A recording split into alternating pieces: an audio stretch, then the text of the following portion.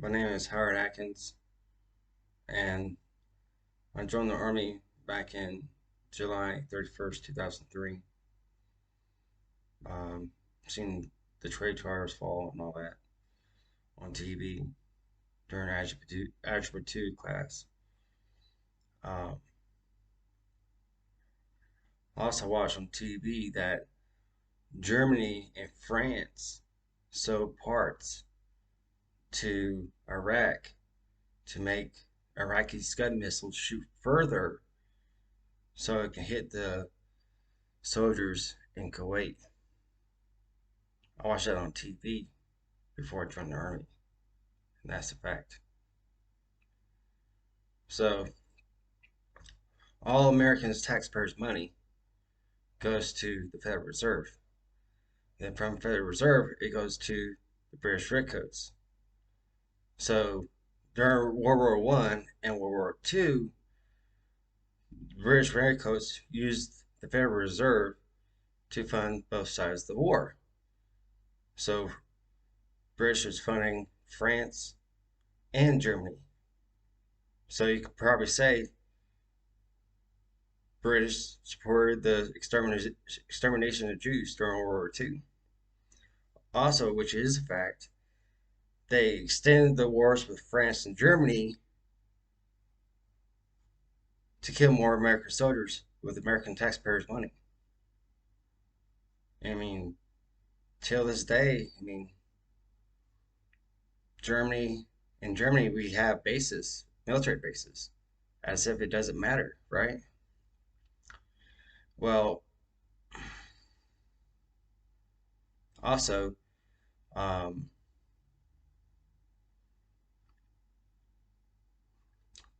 during we had a mission in Iraq in 2008 that I call it a setup before you even left the gates, before we even left the briefing room. Um, the objective was we were doing a night cache hunt, and our Iraqi SWAT team was going to go on the objective first for the first 15 to 20 minutes as our convoy waits at the Iraqi police station.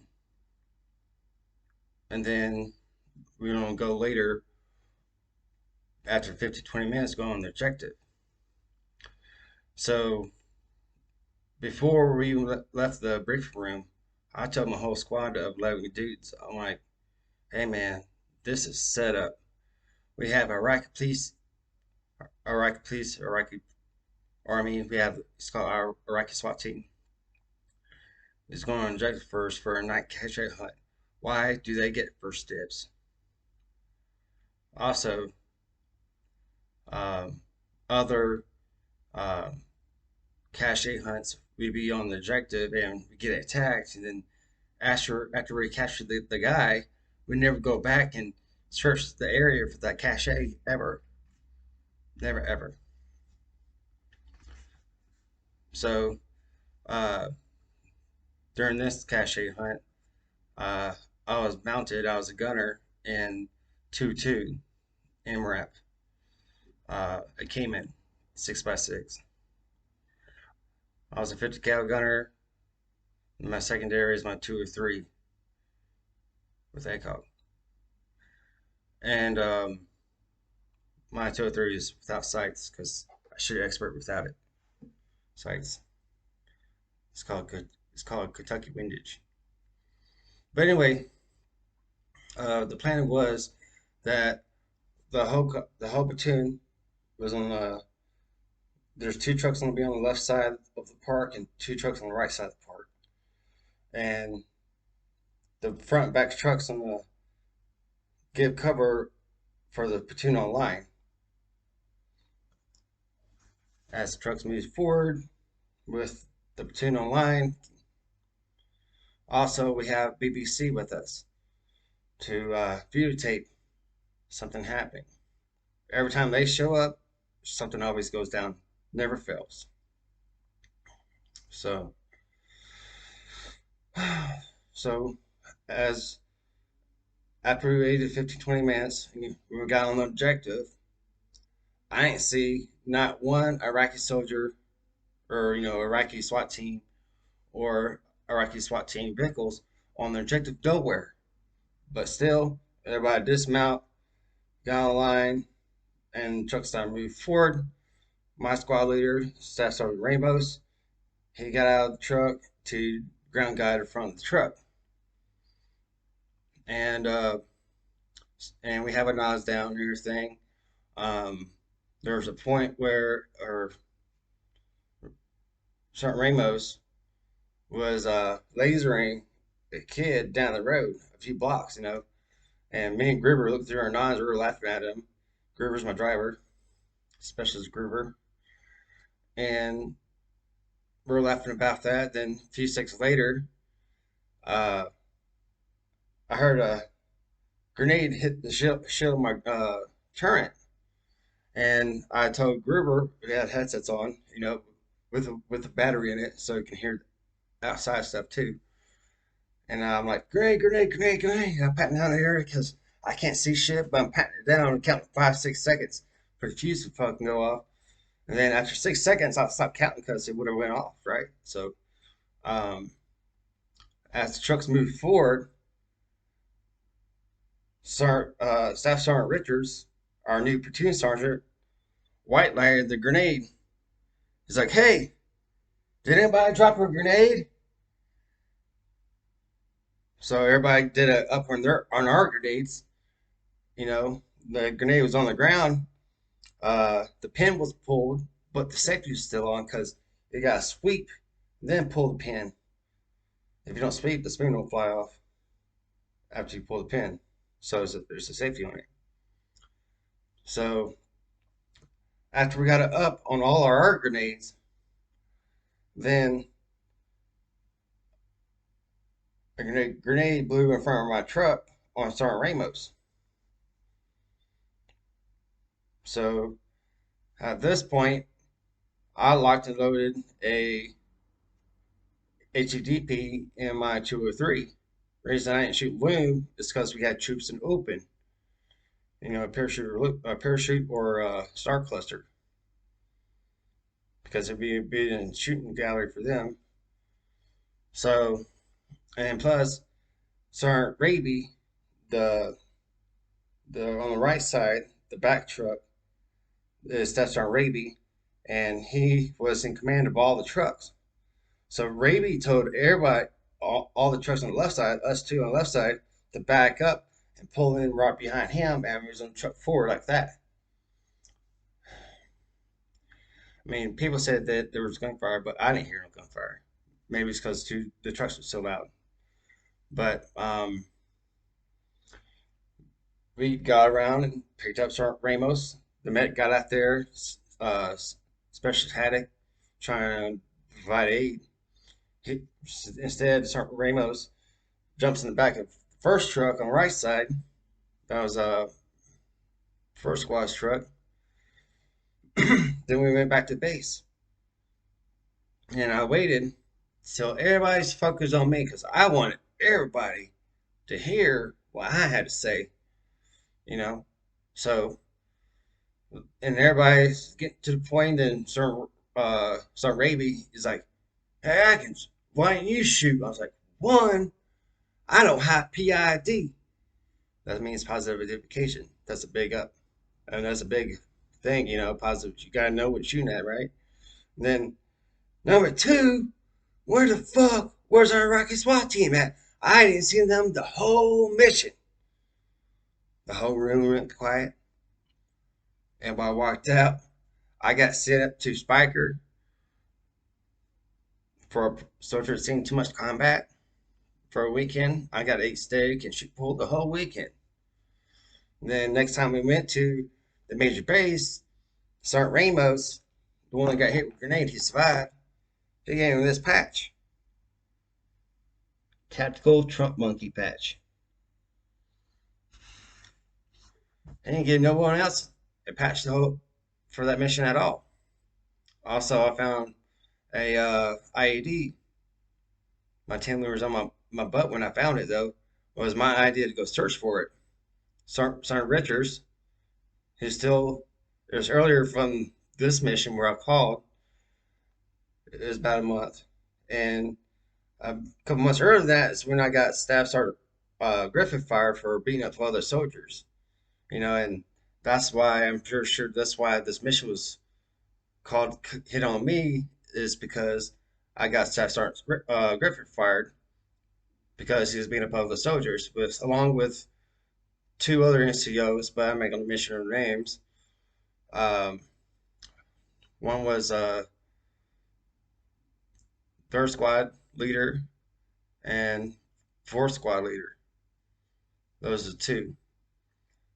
Other than Staff Sergeant Timothy Griffith from Waycross, Georgia, which he was platoon sergeant as 86. But anyway, when with Sergeant Richards, he asked, "Hey, does anybody want to go anywhere? Because I don't want to go back to this 4 hour beating where they do the ups on the vehicles and stuff." So a month earlier, we did go to a cache place where we found 2 RPGs and a launcher. And this is when Sergeant Richards was my squad leader. He got moved up as platoon sergeant when Griffith got fired. He's a turd and a racist. He'll tell me to say a racist joke or do push-ups for his own amusement. I have black friends that come up to me and he's like, "Hey man, you're racist." I'm like, "I ain't racist." He's like, "Well, why do you tell these jokes?" I'm like, "Well, Sergeant Griff tells me to tell these racist ass jokes or do push-ups." I'm like, "Don't worry about it, I got it now." From then on, he'll ask me to do a racist joke or do push-ups. Then I start doing push-ups instead. That's then there's other stuff, but um, when Sergeant Richards, he's like, "Hey, does anybody want to go anywhere?" Because we're at the end of a mission and we're about to go back on the patrol base, Woodcock. And this is in 2007-8 in Iraq, OF 6. And he's like, "Does anybody want to go anywhere?" I wait a couple seconds and nobody said nothing. So I was like, "Hey, let's go to that same place where we found those 2 RPGs." All right. So Staff Sergeant Richards like, "All right, let's go." So we're trucking along, and uh, like last time where we found those RPGs, I was dismounted. This time I was a dismount, and so we're trucking along, and I'm looking out of the back windows of those MRAP windows. They're only like this big, and uh, I'm like, I called over. I hit the button for because we have internal life also. Also, when we hit the button, uh, we hit up for platoon net. I'm like, 2-7, this is 2-2 dismount. And he's like, "What's up?" I'm like, "Hey, we're going the wrong direction." He's like, "How do you know?" I'm like, "Well, if I'm wrong, I owe you when you get back." I mean, it's doing push-ups or sit-ups or running, whatever they want to do just for their own benefit. I'm like, "Once you make our truck lead truck, and I'll get us there." Because as a gunner, you're learning the whole battle space because you see it every damn day. So you know if there's something wrong or crooked or anything.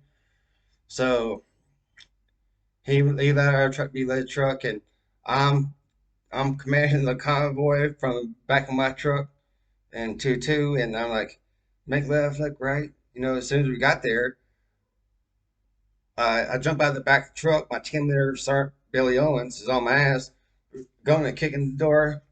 We're going to the same spot. We lifted up. I ain't see nothing. So I laid it back down, but he's like, "Lift it back up." So I lifted it back up, and he reached inside and pulled out a burlap sack. I was like, "How the fuck you know that was there? I didn't hear shit." But anyway, fucking, as I reached in and I grabbed something as I was pulling up and he's pulling down, I was like, "Bomb."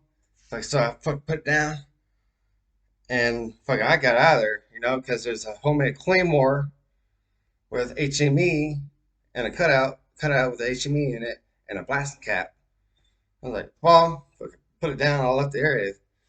I went back to the truck. Let the E6 figure it out.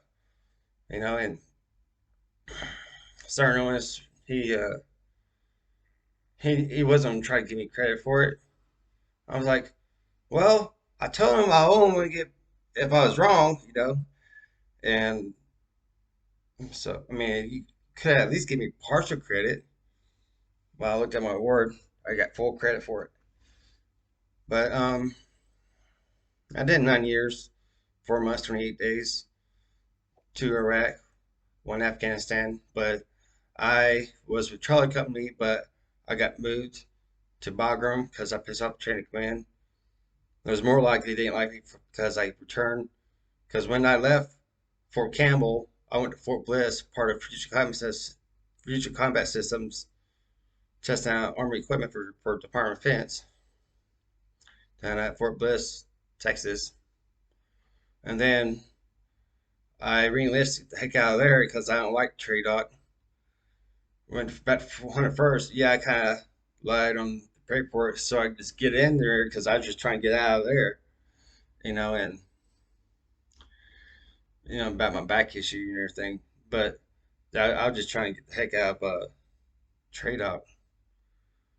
And so I late deployed to Afghanistan, and when I got the blessing, um, they sent me to Delta Company, platoon that was attached to Charlie Company. I don't like Delta Company at all because that's where they all sit. That's where all the turds go, and they sent me to the turd Delta Company platoon that's attached to Charlie Company.